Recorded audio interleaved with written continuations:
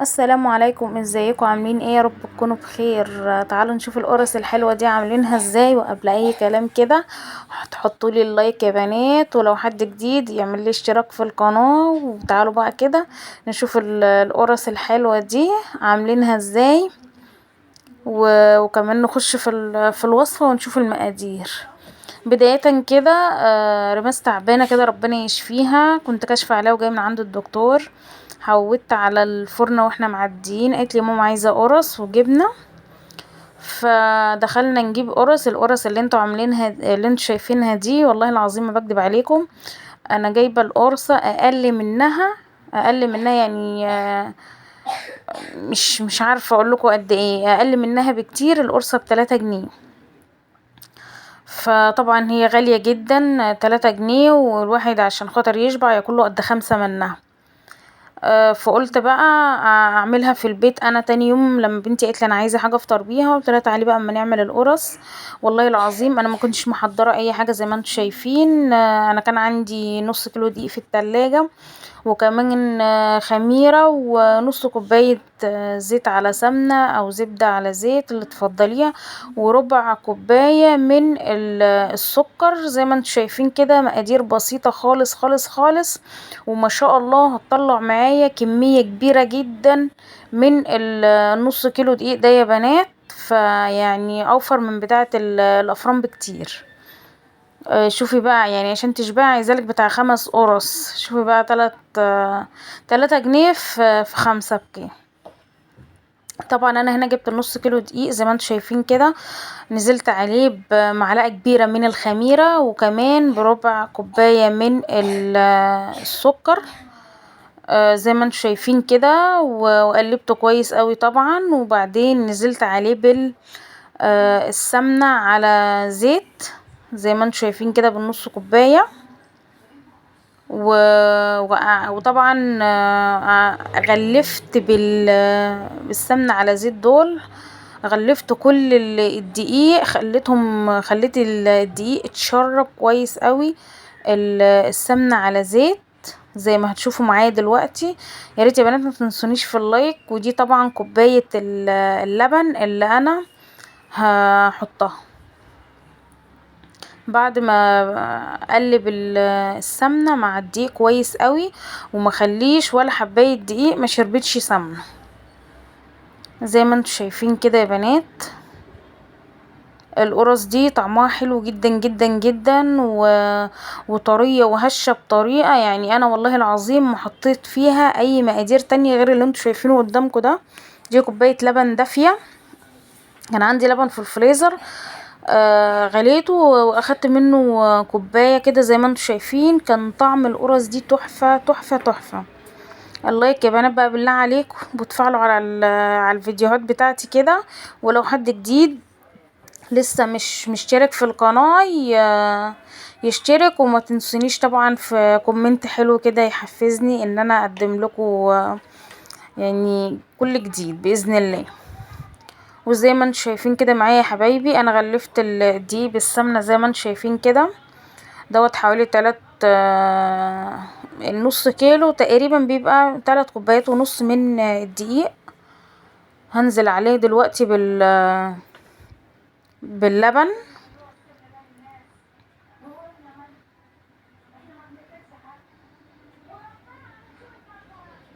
دي ايد رميس اللي كانت واقفه جنبي، كنا صاحيين الصبح وقالت لي انا عايزه افطر قرص بجبنه.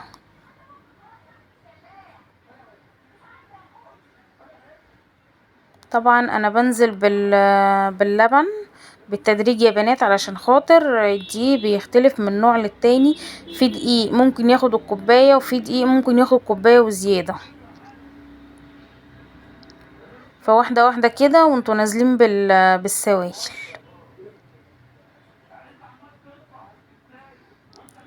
احسن من بتاعة بره وانضف من بتاعة بره بكتير بصراحة. يعني هي عجبتني احسن من اللي احنا كنا جايبينها من الفرن. كمان اللي احنا كنا جايبينها من الفرن يعني كانت ناشفة، ما كانتش طرية كده، وكانت هشة لانها طبعا كانت معمولة من الصبح. انا كنت برماس جاية من عند الدكتور الساعة 12 بالليل والله العظيم. طبعا هو دور ماشي، فيروس ماشي في الجو. كل الأطفال كل 100 بيطلع منهم حوالي 75 تعبان. فالحمد لله، ربنا يا رب يحفظ أولادنا. وهنا انا بقول لكم اهوت خدت كوبايه اللبن، وانا طبعا طلعتها من البوله اللي انتوا شايفينها دي، وقعدت اعجن فيها على الرخامه حوالي 6 دقايق كده لحد ما وصلت للنتيجه اللي انتوا شايفينها دي. انا هنا هغطيها بقى وهسيبها المرحله الجايه تختمر. وكمان هسيبها فتره على ما يتضاعف حجمها، لان طبعا انتوا عارفين ان احنا في الشتاء والجو ساقعة، وانا اصلا قاعدة في دور خامس فعندي ساقعة. فهغطيها طبعا وهسيبها زي ما انتوا شايفين. دي طبعا اهي بعد ما اختمرت حجمها اتضاعف، فضيت منها الهوا زي ما انتوا شايفين كده، واخدت العجينة قطعتها لجزئين علشان طبعا هي كبيرة على ايدي عشان اعرف اتحكم فيها. طبعا انا هقطعها كور صغيرة، هكورها زي ما انتوا شايفين كده.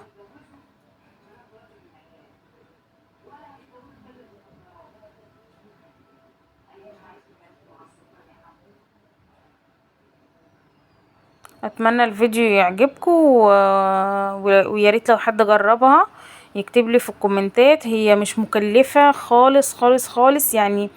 هبقى اعملها لكم مرة بالمية بدل اللبن مية، بس اللبن بيزود القيمة الغذائية بتاعتها. طبعا انا قطعتهم زي ما انتوا شايفين كده. دي كل الكمية بتاعت النص كيلو. هغطيها ترتاح بس 5 دقايق كده على بال ما اجيب اجهز الصينيتين اللي انا هحط فيهم. اديهم كل صينية كده دهنة زيت وهرجع لكم تاني.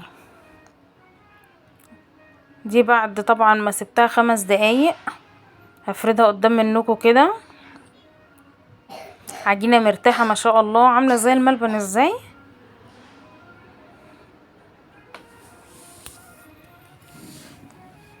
طبعا السمك بتاع القرصية زي ما انتوا شايفين كده.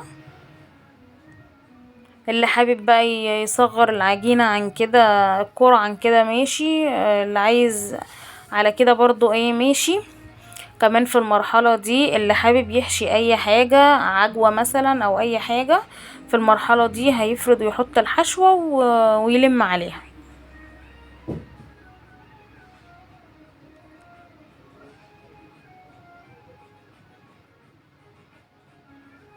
ادعوا بقى يا بنات كده الرماس ربنا يشفيها، وكمان كل الاطفال اللي تعبانة ربنا يشفيهم اليومين دول. جو عيا.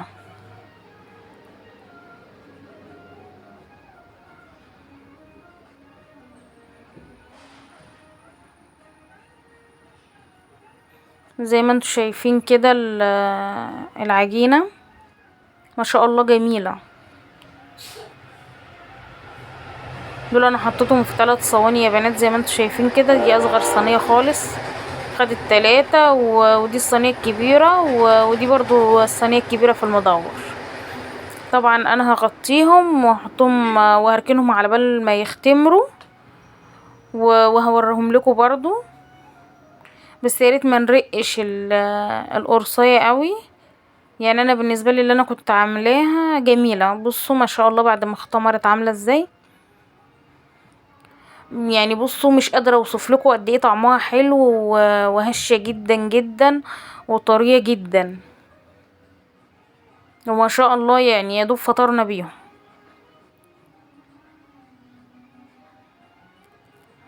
الله يكبر يا بنات بالله عليكم ما تنسونيش.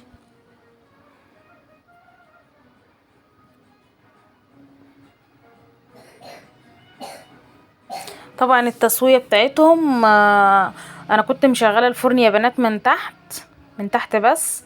ولما الفرن سخن كويس انا حطيت الصينيه، قعدت بتاع تلت ساعه، وبعدين لقيتها من تحت اصفرت كده، رحت مشغله عليها، طفيت تحت وشغلت الشوايه، وطلعت بالمنظر اللي انتوا شايفينه ده. اول ما طلعت طبعا ببخاخه عندي طبعا بتاعه الميه، بخيت عليها كده ميه وغطيتهم 5 دقايق وطلعت زي ما انتوا شايفين كده يا بنات، هشة جدا وطرية، والطعم بتاعها تحفة جدا جدا جدا. اسيبكم بقى انتوا تكملوا بقية الفيديو.